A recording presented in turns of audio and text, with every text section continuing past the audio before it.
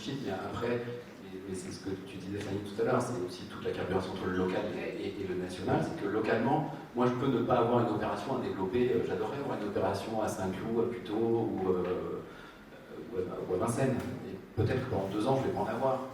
Comment j'occupe le terrain, et sur celles qui sont à proximité dans lesquelles les gens vont se projeter, comment je passe des messages qui vont leur permettre de dire ok, c'est sérieux, c'est respectueux, c'est économiquement crédible, et d'aller sur les 2 tableaux pour faire en sorte que le jour où on a une opportunité, je ne crois pas trop à la préférence de marque dans notre métier, mais au moins un capital sympathie et crédible.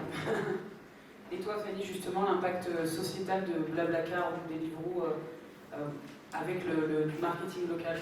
Ouais, en fait, ce que je dirais, c'est que dans cette notion, on parlait tout à l'heure de mémorisation, c'est plus toucher au cœur, c'est un peu qu'est-ce qui va faire bouger les gens en termes de comportement. Et donc, si tu veux avoir un impact sociétal, c'est que tu veux faire bouger les comportements, les habitudes de vie. Et en fait, on sait que les messages institutionnels de type 5 fruits et légumes par jour, on nous l'a tellement martelé que maintenant on l'a tous en tête. Est-ce que vous avez changé vos habitudes? Peut-être un petit peu, peut-être que ça a évolué, je pense que ça a évolué. Mais ces messages-là, s'ils ne sont pas martelés en mode très très souvent et c'est une obligation légale, ça ne passerait pas. Donc en fait, pour faire bouger les gens, il faut qu'ils aient un sentiment d'acceptation. Donc je pense que l'acceptabilité, c'est une notion intéressante. Et en fait, le sentiment d'appartenance, il est proche. Plus c'est proche de toi, plus tu te sens appartenir au groupe. Donc on se sent plus proche de sa famille, de son groupe de collègues les plus proches, et plus tu t'éloignes, moins tu te sens appartenir. Plus le message est localisé plus proche de toi, plus le sentiment d'appartenance, de fierté et l'envie de t'engager va être fort. Donc en fait, c'est là où je lis le sociétal et le local, c'est que ton message de marque locale va te permettre d'engager et de ce que les gens aient envie de changer leur comportement et faire quelque chose. Après, nous, Blablacar en 2019, pour le covoiturage, donc, comme je disais, c'est plutôt en région, on a fait une campagne d'affichage où on disait dans telle ville il y a eu tant de covoitureurs. Donc c'était, je sais pas, 12 000 covoitureurs dans telle ville, et on avait localisé, donc ça faisait beaucoup de contenu à faire partout. Et en fait, pour engager les gens, c'était un jeu concours, les gens se prenaient en photo devant l'affichage pour dire je suis fière d'être là et je fais partie des 12 000.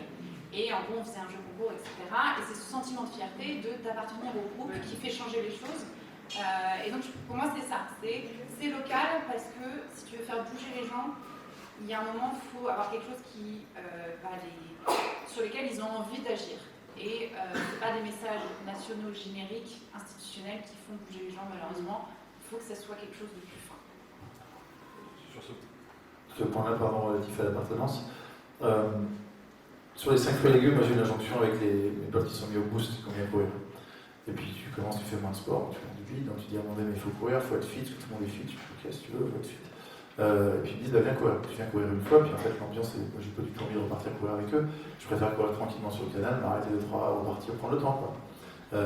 Et en fait ce sujet-là, parce qu'à un moment donné on s'est posé la question beaucoup avec Paris 2024 sur le sport santé, parce qu'il y a quand même une injonction à dire si tu fais pas de sport, c'est qu'une merde, en fait c'est un peu ça le message qui revient régulièrement dans les articles dans le reste, c'est ultra violent pour une partie de la population. Il y a la moitié de ce pays qui n'a jamais fait de sport, qui ne veut pas entendre parler. On l'oblige, on dit franchement le sport c'est génial, les valeurs et tout. À force de forcer le message, en face ça crée des boucliers de résistance qui à mon avis finiront par péter. Soit de rejet complet, soit des campagnes de contre. Et ça on ne voit pas venir tout le temps, parce qu'on se dit bah, c'est une évidence, mais c'est une évidence de là où on parle. Le truc qui manque entre le sport et la santé, et qui est commun à ce que tu disais sur la question du fruit et légumes, et qu'on travaille un peu nous avec les histoires et vous aussi, c'est un peu une dimension de plaisir. Parce qu'en fait, si tu dis je fais du sport, je maigris, donc je serai heureux, je te jure que moi j'ai des jours où je ne peux pas maigrir, je suis très content. Donc en fait, peut-être que si j'ai fait un truc qui est très kiffant, et que c'est très kiffant et que je transpire, je vais maigrir, en cascade, en fait, j'ai touché une case au début qui est celle du plaisir. Et elle marche pour tout. Donc c'est pas que de l'appartenance à un groupe ou d'être solidaire d'une collectivité, ça peut être aussi très individuel et très intime.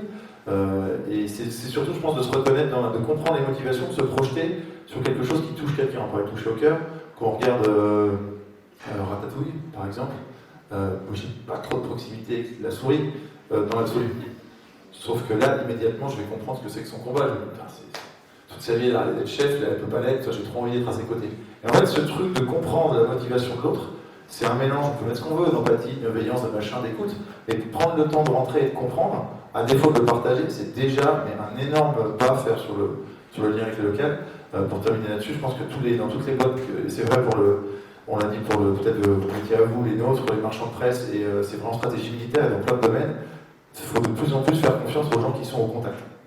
C'est de là que tout va partir. C'est de là que vous allez voir très rapidement si ce que vous pensez est une théorie, le mec qui a fait Sciences Po, je sais pas quoi, et qui est persuadé que le monde ça se pense comme ça, ou non, c'est en train de partir et c'est ça qu'il faut voir. Réduire le temps de distance entre la personne en contact et celui ou celle qui la pense ou qui dirige, je pense que c'est aujourd'hui la qualité première d'une boîte qui a vocation à se dire agile ou à comprendre pourquoi le local a un impact sur nos activités. Et toi, Damien? Sur l'impact social, ce qui est important quand même à noter, c'est le changement de rapport entre un consommateur et la marque. Aujourd'hui, avant, la marque était là pour répondre à un besoin, créer du désir, et du coup, derrière, de déclencher un acte d'achat. Je pense que, évidemment, ça a été qu'une accélération parce que les tendances étaient déjà présentes avant, mais le Covid a amené de nouvelles aspirations. Et aujourd'hui, la marque se retrouve dans une autre position, à devoir répondre à des aspirations et du coup d'écouter beaucoup plus le consommateur, et c'est ce qu'elle avait déjà commencé à initier avec les réseaux sociaux, etc., avec les réputations, pour vraiment faire remonter ce que pouvait penser le consommateur. Mais du coup, c'est vraiment d'avoir ce truc de répondre aux aspirations de ces consommateurs, de ces nouvelles attentes. Et d'arriver à le faire, du coup, c'est là où le marketing local est ultra important, et la création du contenu avec une vraie spécificité locale est importante, parce que dès qu'on parle d'attente, d'aspiration, évidemment, il va y avoir des différences énormes au niveau des territoires.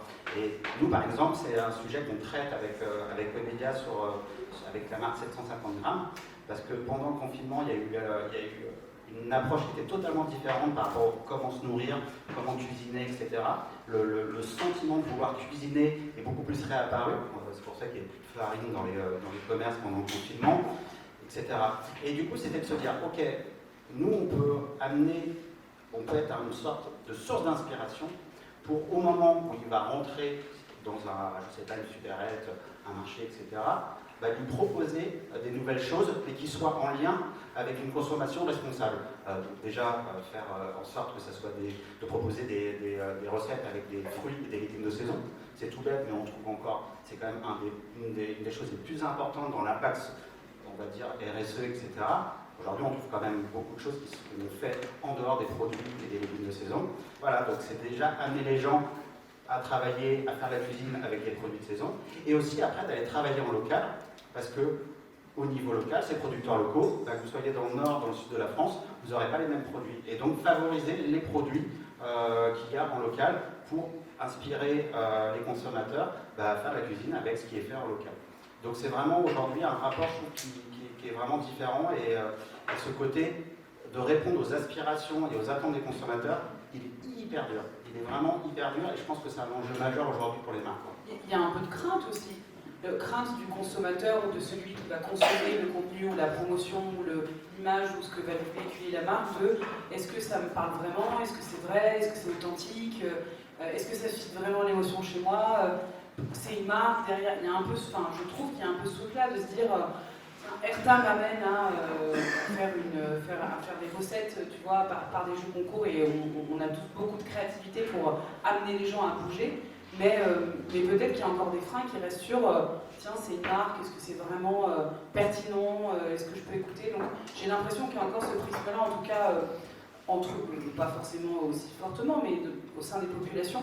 Peut-être pour conclure cette table ronde et prendre quelques questions s'il y en a, que je suis hyper contente parce que j'ai l'impression qu'on a parlé de débats un peu philosophiques presque autour de la localité, et c'est chouette, pas évident sur la partie marketing locale. Mais si chacun d'entre vous pouvait justement revenir sur le principal enjeu de votre point de vue dans le cadre d'une stratégie de marketing locale pour 2022, ça serait quoi, Brieux?